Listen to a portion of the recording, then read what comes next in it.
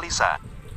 Tanda seru petik 2. Akhirnya, seseorang telah menyebutkan sebuah tebakan yang sulit dipercaya dan mengagetkan hati semua orang. Setelah itu, ada penggemar berat Lalisa yang berteriak dengan semangat, "Ini Lalisa, benaran Lalisa." Idola mereka bahkan sudah muncul di depan mata. Ya ampun, jangan-jangan ini sedang di dalam mimpi. Berbagai penggemar berat mulai menjadi sangat semangat. Rasa kebahagiaan karena idola telah berada di depan mata membuat mereka hampir pingsan di tempat. Namun setelah mereka melihat raut wajah Lalisa yang penuh dengan kesedihan, semua rasa bersemangat juga memudar secara perlahan-lahan. Dalam seketika ini, mereka baru menyadari kembali. Saat ini idola mereka sedang menampilkan sebuah pertunjukan. Bukan sedang membuka konser pribadi. Apabila mereka menjerit dengan kuat di tempat ini, bukannya sedang menambah kekacauan terhadap idola mereka. Setelah berpikir seperti ini, semua penggemar berusaha menekan rasa antusias di dalam hatinya, lalu mulai fokus menyaksikan pertunjukan tersebut. Dia mengembara di dalam gang kehujanan yang kesepian ini, memegang sebuah payung kertas. Seperti diriku. Dirinya yang seperti diriku. Melangkah dengan perlahan-lahan. Menjauh, bersedih, dan putus asa. Pada saat melafalkan paragraf ketiga, Desta dan Lalisa yang berada di atas panggung sedang berjalan mendekati dengan langkah yang perlahan-lahan. Dia pelan-pelan mendekati. Mendekat lalu memberikan tatapan yang bagaikan menghembus nafas. Dia melayang melaluinya, bagaikan sebuah mimpi. Menyedihkan dan membingungkan bagaikan sebuah mimpi. Bagaikan sekuntum bunga cengkeh yang terbang melayang di dalam mimpi. Wanita yang melayang melalui sisiku. Titik petik 2. Di atas panggung, Desta dan Lalisa sudah berjalan hingga posisi berdampingan. Mereka perlahan-lahan mengangkat kepala, lalu memberikan sebuah tatapan kepada orang di hadapannya. Namun hanya dengan satu tatapan ini, mata Desta mengandung jejak mengagumi dan kesenangan. Sementara tatapan Lalisa membawa jejak kemurungan dan kesedihan yang sangat dalam. Seolah-olah ada ribuan kesedihan yang tidak dapat dicurahkan, bagaikan ada ribuan pemikiran yang tidak diutarakan, membuat orang yang melihatnya terasa bersedih hati. Memegang sebuah payung kertas. Mengembara sendirian di dalam gang kehujanan yang panjang dan sepi. Aku mengharapkan seorang wanita yang bersedih hati bagaikan bunga cengkeh dapat melayang melalui sisiku. Petik 2. Tanpa disadari, puisi telah menginjak paragraf terakhir. Desta dan Lalisa melangkah hingga ujung panggung, setelah itu saling menoleh kepala secara serentak menjalankan interaksi tatapan untuk kedua kalinya. Setelah itu, cahaya di atas panggung mulai padam semuanya. Di dalam kegelapan tersebut, penonton di bawah panggung seolah-olah baru sadar dari mimpi. Mereka bahkan terjerumus dengan tanpa sadar ke dalam adegan bagaikan mimpi yang terbentuk dari suara petir dan rintisan hujan. Sebuah bayangan yang mengenakan jubah panjang berwarna hijau, sebuah bayangan indah yang mengenakan gaun merah menggairahkan, dan juga dua tatapan yang bagaikan hembusan nafas. Pada belakang panggung, Linka meletakkan mikrofon dengan gerakan lega. Seluruh tubuhnya menjadi lemas dan jatuh terduduk di atas lantai. Setelah itu dia menggeleng kepala dan tersenyum pahit. Dia benar-benar salut terhadap Desta dan Lalisa. Mereka bahkan dapat kepikiran dengan pertunjukan seperti ini. Mereka terus mengelabui dirinya dan tidak memberitahukan isi pertunjukan ini kepada dirinya. Pada saat acara pertunjukan ini hampir dimulai, mereka baru memberikan puisi berjudul Hujan Lampau ini kepada dirinya, lalu mengharuskan dia melafalkan puisi tersebut dengan penuh perasaan. Sialan, mereka tidak merasa khawatir terhadap kemampuannya ya. Pada kenyataannya, Desta dan Lalisa bertindak demikian juga dikarenakan pertimbangan tertentu. Selain melibatkan pertimbangan misterius, alasan paling pentingnya yaitu apabila mereka memberitahukan kepada Linka mengenai isi pertunjukan ini, Linka pastinya akan berpraktik terlebih dahulu untuk berulang kalinya. Namun isi perasaan dalam melafalkan puisi bukan tergantung pada masa praktiknya. Justru mereka khawatir kalau Linka akan menemukan jalan buntu apabila terlalu sering berpraktik sendiri, sehingga tidak bisa mengutarakan perasaannya dengan sempurna. Oleh sebab itu mereka terus menyembunyikan isi pertunjukan ini terhadap Linka. Mereka menyuruh Linka melafalkan puisi tersebut saat secara pertunjukannya dimulai. Sehingga Linka akan melafalkan puisi tersebut setelah sekian tahun berlalu. Dengan demikian, Linka pasti bisa mengutarakan perasaan yang paling tulus dan nyata di dalam hatinya. Pada saat ini, cahaya lampu di panggung telah menyala kembali, begitu juga dengan cahaya lampu di dalam aula tersebut. Namun bayangan Desta dan Lalisa telah menghilang di atas panggung. Penonton di bawah panggung juga terbengong sejenak, setelah itu mulai melontarkan jeritan histeris untuk menjerit nama Lalisa. Semoga Lalisa dapat keluar untuk bertemu dengan mereka lagi. Beberapa teman sekelas Desta juga hampir melompat karena terlalu bersenang hati. Haha, Desta hebat juga ya, bahkan bisa mengundang Lalisa ke sini. Luar biasa, Bang Desta memang nomor 1, nanti aku berlari telanjang di lapangan sambil jungkir balik, kamu harus membawa Lalisa datang melihat ya. Diam, jangan mencemar mata idolaku dengan cangkang tubuhmu yang kotor itu. Dasar kamu mau cari kelahi ya. Saat ini suara pembahasan terus menebar dengan kuat, seluruh gedung aula tersebut juga menjadi sangat bising dan kacau. Namun Lalisa tidak akan mungkin muncul lagi. Bagaimanapun acara perayaan kali ini adalah acara wisuda, pemeran utamanya adalah mahasiswa yang akan wisuda ini. Apabila Lalisa muncul pada saat ini, kesannya seperti merebut penghargaan dan perhatian mahasiswa tersebut. Dia hanya bisa memerankan pertunjukan dengan peran yang muncul sejenak. Dengan demikian dapat menghasilkan efek yang paling besar dan juga tidak akan mempengaruhi proses berlangsungnya acara tersebut.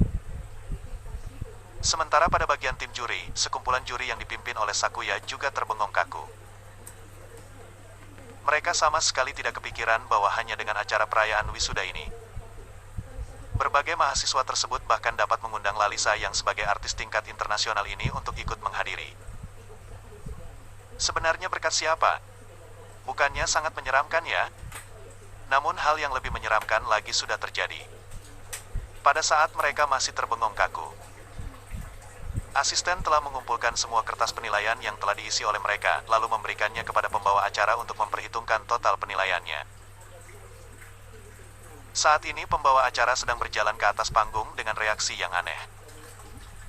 Dia memegang mikrofon dan berkata, selanjutnya, kami akan mengumumkan kepada semuanya mengenai nilai dari kelas 7 pada jurusan manajemen ekonomi. Semua mahasiswa langsung terdiam di tempat setelah mendengar demikian.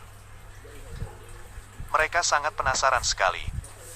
Acara pertunjukan yang dapat mengundang Lalisa pastinya akan mendapatkan nilai yang tinggi. Lagi pula pertunjukan ini memang sangat unggul sekali, mereka bahkan sudah terbawa ke dalam suasana seperti puisi tersebut dengan tanpa sadar. Bayangan yang murung dan kesepian itu, mungkin saja akan terus melekat di dalam otak pemikiran mereka untuk seumur hidupnya, bayangan yang tidak dapat terhapus lagi. Pada saat mereka menanti dengan penuh harapan, pembawa acara berkata dengan nada kesusahan, acara pertunjukan berjudul Hujan Lampau, menghapus sebuah penilaian tertinggi dan sebuah penilaian terendah, total penilaiannya adalah 0. Semua penonton di bawah panggung langsung terbengong kaku setelah mendengar demikian. Reaksi wajah Sakuya dan juri lainnya juga berubah dalam seketika, saat ini wajah mereka menjadi sangat pucat sekali. Setelah terbengong sejenak, beberapa penonton mulai berdiri dengan penuh amarah dan memaki dengan kuat, juri tidak beres. Jangan ungkit dulu masalah kualitas pertunjukan, hanya dengan kehadiran Lalisa saja, penilaian 0 ini sudah sangat tidak wajar, otak juri ini memang sudah bermasalah. Iya, barusan sebuah pertunjukan nyanyian saja sudah bisa mendapatkan nilai 7.6, idolaku adalah artis tingkat internasional, masih tidak bisa membandingkan dengan sebuah lagu hancur ya? Tanda seru petik 2. Trik gelap, selidiki ulang. Trik gelap, trik gelap. Suara protes yang kekacauan terus bergema di dalam gedung aula yang besar ini. Kepala sekolah berjalan ke hadapan Sakuya dengan reaksi seram, lalu berkata dengan penuh amarah, kalian sedang buat apa? Mengapa memberikan nilai 0 untuk pertunjukan yang begitu unggul? Sumbang saja matanya kalau sudah tidak dipakai, jangan membuat malu di sini lagi, pimpinan departemen apanya pula, otaknya sudah tidak beres ya. Dahi Sakuya penuh dengan keringat, bibirnya terus bergetaran, namun dia tidak berani berkata apapun lagi. Pada saat dia sedang memaki Desta di dalam hatinya, cahaya lampu di atas panggung mulai gelap lagi, setelah itu sebuah cahaya menyinari pada monitor yang berada di atas panggung, lalu mulai memutarkan sebuah video. Mengapa alat proyektor yang berada di dalam aula ini bisa menyala secara tiba-tiba? Pada saat semua orang sedang Ingungan, Sakuya mengangkat kepala dan menatap isi video tersebut, setelah itu reaksi wajahnya menjadi putus asa. Video tersebut berisi adegan ketika Desta dan Fang Mei kembali dari Window of the World dan bertemu dengan Parmo dan Sakuya di tempat parkir. Pada saat itu Parmo telah menghancurkan mobil Desta dan masih terus bertingkah arogan. Setelah kenyataannya terungkapkan, dia langsung mengubah ekspresi wajahnya dan terus memohon pertolongan kepada Sakuya. Awalnya Sakuya juga bermaksud untuk menggantikan biaya perbaikan mobil Desta. Namun setelah mengetahui harga Phaeton yang begitu mahal, dia langsung mengalih dengan cara mengancam agar Desta dapat menyudahi kejadian tersebut. Sementara kejelekan dirinya yang mengancam mahasiswa dengan memanfaatkan jabatannya kebetulan sudah terekam oleh kamera pengawas yang berada di mobil Phaeton Desta. Saat itu bahkan Desta sendiri juga tidak kepikiran. Ternyata kamera pengawas mobilnya tidak dirusakkan oleh Parmo.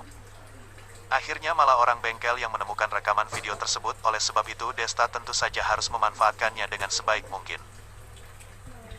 Setelah selesai menyaksikan video tersebut, keadaan di dalam aula menjadi hening dalam seketika. Tidak ada yang berani percaya bahwa di dalam acara perayaan wisuda ini akan mencakup berbagai seluk-beluk permasalahan. Setelah teman-teman sekelas Desta selesai menyaksikan video tersebut, akhirnya mengerti juga mengapa Desta harus mengajukan pertunjukan ini pada detik-detik terakhirnya.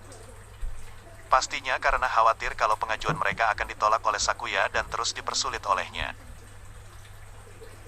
Mereka yang sebagai teman sekelas bukan hanya tidak mengerti dengan keadaan Desta, malahan terus menyalahkan Desta dengan nada bicara dan sikap yang sangat kasar. Setelah menyadari kenyataan ini, mereka merasa sangat malu dan ingin langsung memohon maaf kepada Desta. Desta tentu saja juga tidak mempedulikan hal ini. Lagi pula dikarenakan hubungan dirinya dan Vina pada sebelumnya. Dia telah dianggap sebagai lelucon oleh kampus ini selama 3 tahun, sehingga kejadian kali ini sangat sepele bagi dirinya, dia sama sekali tidak akan berkenan. Di depan tempat duduk tim juri, reaksi wajah kepala sekolah sangat emosi, dia terus memberikan isyarat mata kepada petugas di sampingnya, agar petugas tersebut dapat memadamkan proyektor yang sedang memutar video. Namun Desta telah melakukan persiapan. Dia telah menggantikan remote proyektor pada sebelumnya, sehingga meskipun petugas tersebut berusaha untuk memadamkan videonya, video tersebut tetap saja dalam keadaan berputar. Pada akhirnya, segala tingkah laku dan kejelekan Sakuya langsung terpapar dengan begitu saja. Seluruh tubuh Sakuya terus bergemetar, pada akhirnya dia membalikkan bola mata dan pingsan di tempat. Suara keributan di dalam aula juga semakin keras. Setelah saling bergosip dan berkomentar, berbagai mahasiswa juga mengungkapkan bahwa Sakuya selalu sengaja mempersulit mahasiswa dan bertindak keterlaluan pada saat bekerja. Dalam keadaan tidak berdaya ini, kepala sekolah hanya bisa menahan rasa segan dan berkata dengan reaksi dingin, "Semua saudara, tolong senyap sebentar." Setelah melihat kepala sekolah yang naik ke atas panggung untuk memberikan penjelasan, mahasiswa di bawah panggung juga senyap dengan perlahan-lahan. Aku sama sekali tidak kepikiran. Di antara tim pimpinan aku akan muncul anggota yang begitu tidak terpuji. Setelah melihat tingkah laku dan kata-kata yang dilontarkan dirinya, aku yang berjabat sebagai kepala sekolah merasa sangat malu dan segan. Di sini, aku mewakili diri sendiri beserta tim pimpinan universitas meminta maaf kepada para mahasiswa beserta Desta yang berada di dalam video tersebut. Pada biasanya, kalian pasti telah menerima perlakuan buruk yang tidak aku ketahui. Tetapi kalian tenang saja. Setelah kejadian kali ini, aku akan menyelidiki semua cara kerja pimpinan yang berada di dalam kampus. Dan juga akan memberhentikan semua pimpinan yang bertingkah seperti Sakuya agar dapat mengembalikan suasana belajar yang adil, tenteram, dan damai terhadap para saudara. Dosen dan mahasiswa juga bertepuk tangan setelah mendengar pernyataan tersebut. Suara tepuk tangan memenuhi seluruh aula gedung. Sebenarnya Sakuya hanya berpura-pura pingsan dan ingin menyembunyikan diri dari jangka waktu kejadian ini. Namun setelah mendengar bahwa dirinya akan diberhentikan dari tim dosen, dia menjadi panik dan langsung pingsan di tempat. Namun saat ini tidak ada yang mengetahui kebenaran untuk keadaannya. Semua orang sedang memperhatikan panggung dengan hati yang bersemangat setelah mendengar pernyataan yang mengharukan ini. Di dalam ruang istirahat pada belakang panggung, setelah mendengar pernyataan dari kepala sekolah, Desta juga mengisyaratkan kepada bawahannya agar dapat memadamkan video tersebut.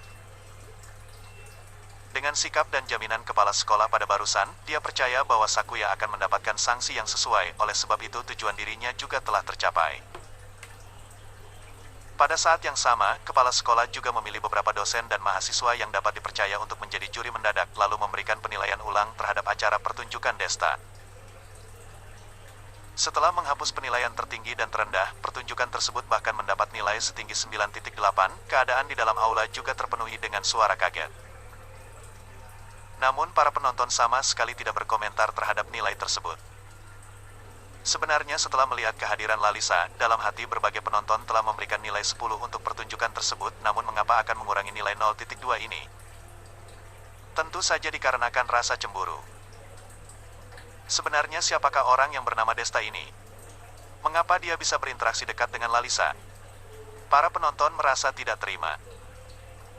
Setelah keributan ini berlalu, acara perayaan wisuda terus berlanjut. Meskipun beberapa pertunjukan pada belakangnya juga lumayan seru. Namun dikarenakan ada pertunjukan Desta yang sangat unggul pada sebelumnya, sehingga pertunjukan belakangnya sudah sulit untuk mencapai batas menghebohkan lagi. Namun untung saja acaranya tetap berjalan sesuai prosedur dan tidak mengalami kendala apapun lagi. Setelah selesai acara pertunjukannya, sesi selanjutnya adalah sesi pelantikan dari pimpinan universitas terhadap mahasiswa yang akan wisuda. Acara pelantikan sangat ramai, berbagai mahasiswa yang telah belajar 4 tahun selama kuliah juga jarang sekali bisa bertemu dengan dekan fakultas. Akhirnya pada kali ini mereka bisa bertemu dengan dekan fakultas. Di antaranya ada mahasiswa yang sangat bersemangat bahkan langsung memeluk dekan fakultas dan terus mengejutnya. Dekan fakultas juga kaget sekali dengan tindakan mendadak ini. Di atas panggung, Desta juga telah mendapatkan sertifikat sarjana dirinya. Pada detik ini, dalam hatinya merasa terharu sekali. Pada tahun dirinya mulai masuk kuliah, kebetulan adalah tahun pertama dirinya menjadi menantu murahan di dalam keluarga Chen. Pada awalnya, sikap keluarga Chen terhadap dirinya masih tergolong baik. Namun pada belakangnya sudah langsung berubah ganas, dapat dikatakan bahwa masa perkuliahan dirinya terpenuhi dengan berbagai penghinaan dan sindiran. Saat ini masa perkuliahan dirinya telah berakhir.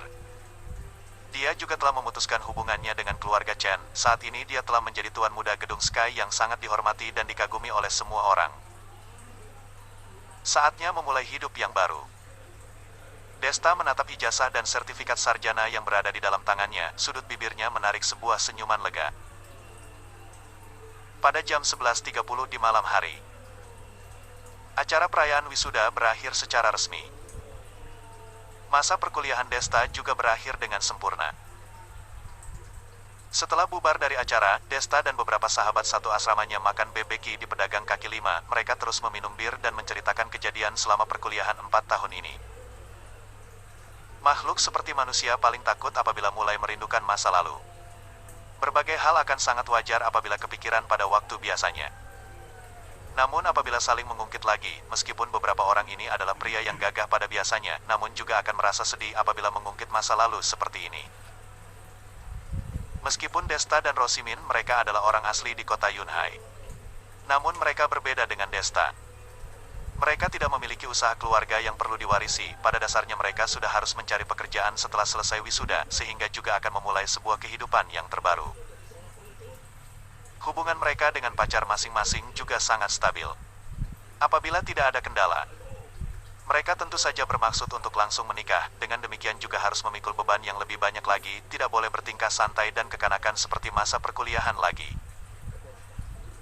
Jangankan keluar untuk bermain bersama, bahkan berkumpul untuk makan bersama saja sudah merupakan hal yang sangat sulit terwujud. Di samping meja makan, Lalisa yang mengenakan topi dan kacamata hitam sedang duduk di posisi sudut sambil menyantap makanan. Dia juga baru menyadarinya, Desta yang berjabat sebagai pengelola gedung Sky bahkan juga ada sisi yang begitu sederhana. Namun dia juga langsung kepikiran, meskipun Desta kelihatannya sangat berwenang di hari biasanya, akan tetapi pada kenyataannya Desta juga hanya anak muda yang baru saja tamat kuliah. Sesi makan malam ini terus berlanjut hingga jam 2 lebih. Linka dan Cepi yang tidak kuat minum sudah kemabukan dan tidur di atas meja. Saat ini hanya menyisakan Rosimin yang minum bersama Desta. Setelah menghabiskan 3 gelas untuk terakhirnya, Rosimin tidak sanggup bertahan lagi dan tergeletak di atas meja. Akhirnya selesaikan juga. Desta menghela nafas, lalu meletakkan bir di tangannya. Lalisa menatapnya dengan tatapan bingung, "Kamu tidak mabuk ya?"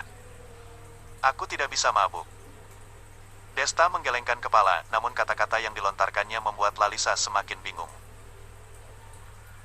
Desta tersenyum dan menjelaskannya, "Kamu seharusnya tahu juga kalau aku adalah seorang petarung. Aku ada kekuatan dalam tubuh yang meredakan alkohol, makanya tidak bisa mabuk."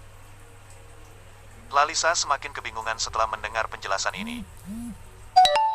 Pada hari wisuda ini, bukannya adalah hari perayaan terakhirnya untuk berpisah dengan masa perkuliahan sebagai mahasiswa. Pada saat seperti ini, seharusnya lebih membebaskan diri, lalu melampiaskan semua kesedihan dan kesusahan selama masa sekolah belasan tahun ini. Namun kenapa Desta malah tidak ingin kemabukan dan bahkan meredakan alkohol dengan kekuatan dalam tubuh? "Sudahlah, aku telepon ke pacar mereka dulu. Setelah mereka datang menjemput orang, aku baru mengantar kamu." Desta tidak banyak menjelaskan lagi, malahan langsung mengalihkan pembicaraan. Dikarenakan bagi dirinya, hal seperti ini bukan hal yang membanggakan juga, sehingga tidak perlu dijelaskan dengan detail. Pernah beberapa kali pada sebelumnya. Dikarenakan dirinya yang lengah dan kurang waspada. Orang yang penting bagi dirinya malah mengalami keadaan berbahaya. Dia sudah menerima pelajaran yang persis ini untuk berkali-kalinya, oleh sebab itu dia tetap saja harus lebih waspada.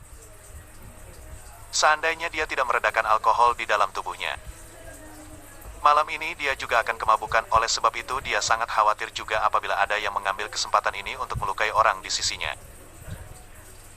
Bagaimanapun saat ini Bisen yang licik itu masih sedang menanti kesempatan. Sementara Furrichen juga telah menghilang lagi. Anggota Prison AI juga sedang memperhatikan dirinya di tempat kegelapan. Dia sama sekali tidak bisa melampiaskan diri dan hidup seenaknya bagaikan orang biasanya. Tidak lama kemudian, Amy, Gendis dan Tumini juga telah tiba. Mereka hari ini juga mengadakan makan malam perpisahan bersama teman asramanya. Lagi pula mereka juga hanya makan di restoran yang tidak jauh dari tempat ini, sehingga mereka dapat langsung kemari setelah mendapatkan informasinya. Lagi pula mereka juga tidak minum bir dan telah selesai makan, sehingga juga tidak terpengaruh. Ketika melihat pacar masing-masing yang telah mabuk dan ketiduran di atas meja, mereka hanya menebarkan senyuman pahit yang tidak berdaya. Setelah itu, dengan bantuan Desta, ketiga gadis ini masuk ke dalam taksi masing-masing bersama pacarnya. Supir juga sengaja menekankan bahwa mereka harus membayar kompensasi lagi apabila pacarnya muntah di dalam mobil. Ketiga gadis tersebut buru-buru menyetujuinya, sehingga supir tersebut juga tidak mengusir orangnya. Desta menatap mobil yang hilang di dalam pemandangan, lalu menoleh dan menatap Lalisa. "Lalisa, aku sekarang langsung antar kamu ke bandara saja. Setelah malam ini, informasi mengenai kamu diam-diam pulang negeri sudah pasti tidak bisa disembunyikan lagi. Apabila terus menunda, takutnya kamu tidak bisa meninggalkan tempat ini lagi." "Iya, kalau begitu harus merepotkan kamu." Lalisa mengangguk kepala dan langsung menyetujuinya. Lalisa juga mengerti sendiri seberapa besarnya pengaruh dirinya yang menjadi artis internasional. Apabila dia tidak keluar negeri pada malam ini juga, takutnya pada besok pagi wartawan akan menggali tempat tinggalnya. Setelah itu penggemarnya akan mengepung dan mengerumuni seluruh hotel, lalu akan meminta tanda tangan dan foto bersamanya. Dia juga dapat mengerti dengan tindakan penggemarnya, namun penggemarnya yang berada di luar negeri pastinya akan tidak senang. Bagaimanapun dalam waktu seperti ini, seharusnya dia sedang mengadakan acara pertemuan dengan penggemar di luar negeri, dan juga sedang mempersiapkan acara konser untuk selanjutnya. Namun dia malah membatalkan acara pertemuan dan pulang negeri secara diam-diam, sehingga lebih kurangnya akan memancing emosi berbagai penggemarnya. Setelah mengantar Lalisa tiba di hotel, Desta sedang bersiap-siap untuk masuk ke dalam hotel dan mengambil tas dan koper Lalisa, namun tiba-tiba sebuah mobil BPV berwarna hitam langsung berhenti di depan mobilnya. Desta sedikit mengerut alis dan mengisyaratkan Lalisa agar jangan turun dari mobil. Setelah itu dia sendiri turun dari mobil untuk melihat keadaannya. Pada saat ini, ada seorang pengawal yang mengenakan setelan jas dan kacamata hitam sedang berjalan menghampirinya. Dia menatap Desta dan berkata dengan nada dingin, "Hai teman, majikan aku ingin mengundang kamu dan Nona yang berada di dalam mobil untuk mengobrol sebentar." "Mengobrol apa?" Desta mengangkat alis dan bertanya dengan nada dingin. Orang yang langsung turun perintah dan tidak memperkenalkan diri untuk terlebih dahulu adalah salah satu tipikal orang yang paling dibenci oleh Desta. Orang sejenis ini selalu merasa dirinya adalah orang yang paling hebat dan berkuasa, sehingga langsung beranggapan kalau semua orang harus menuruti perintahnya. Ternyata memang demikian. Saat ini reaksi wajah pengawal tersebut menjadi sedikit emosi, lalu berkata lagi, "Tuan, majikan aku bukan orang yang sabar, lebih baik kamu menuruti saja daripada mencari kesengsaraan sendiri." Haha, dia tidak punya paha atau sedang cacat.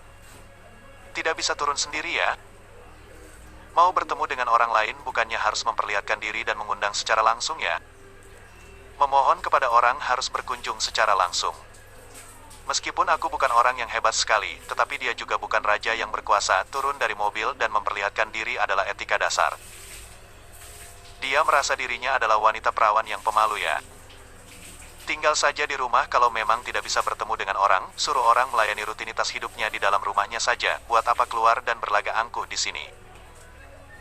Desta melontarkan amarah di dalam hatinya yang telah lama terpendam, lalu terus memaki dengan tanpa ragu.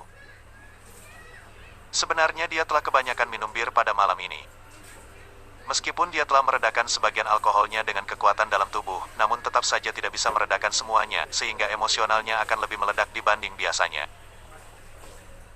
Setelah bertemu dengan orang yang mencari masalah di saat ini, Desta tidak bisa memendam amarah di dalam hatinya lagi. Pengawal tersebut juga terbengong karena caci maki Desta yang terus meledak. Beberapa saat kemudian dia baru menyadari kembali dan berkata, "Sialan, kamu cari mati." Dia tiba-tiba melepaskan kacamata hitamnya dan menampakkan sepasang matanya yang hanya sebesar tusuk gigi. Desta yang melihatnya langsung tertawa terbahak-bahak.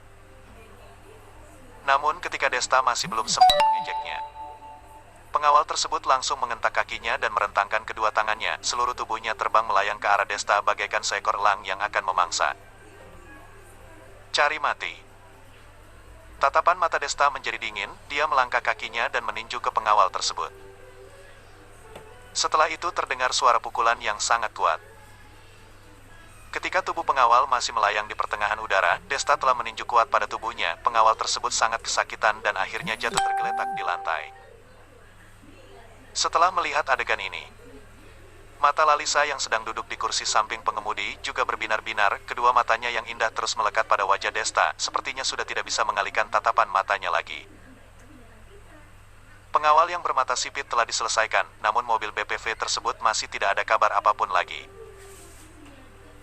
Pada saat Desta kehilangan kesabaran dan ingin meninggalkan tempat, seorang pria dewasa yang berpakaian mewah turun perlahan-lahan dari mobil. Desta meliriknya sekilas. Ternyata orang tersebut adalah salah seorang senior universitas dirinya yang juga diundang untuk menghadiri acara wisuda hari ini. Orang tersebut adalah pria dewasa yang memesonakan dan menjadi pria idaman oleh berbagai gadis di kampusnya.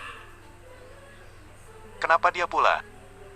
Desta menyimpan kesan ingatannya dan berbisik penasaran di dalam hati sendiri.